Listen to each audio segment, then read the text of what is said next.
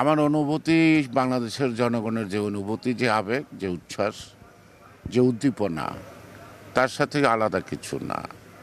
তাছাড়া যেহেতু আমি সক্রিয়ভাবে দলের সাথে বিভিন্ন কর্মকাণ্ডে আপনাদের কাছে দৃশ্যমান, সেই ক্ষেত্রে যেই নেতাকে আমরা না দেখে তার কথা শুনে আমরা পথ চলছি, সেই নেতা তারেক রহমান আমাদের সামনে আসবে, এই আনন্দ প্রকাশ করার ভাষা আমার নাই।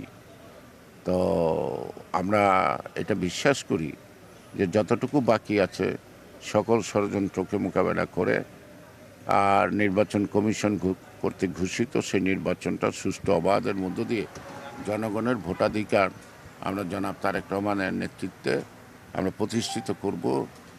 সুতরাং এটা অনেক আনন্দের, আর সম্পূর্ণ আনন্দটাকে প্রকাশ করার জন্য আমাকে আরও একটু সময় অপেক্ষা করতে হবে। এটা কেমন হবে তো গুণে বলা যাবে না, সর্বশেষ আপনারা অনুমান করতে পারবেন যে এটা মনে হয় ইতিপূর্বে কখনো হয়নি, এবং আজকের জনস্রোতের যে ইতিহাস, এই ইতিহাস ব্রেক করা আর কারো পক্ষে সম্ভব হবে না।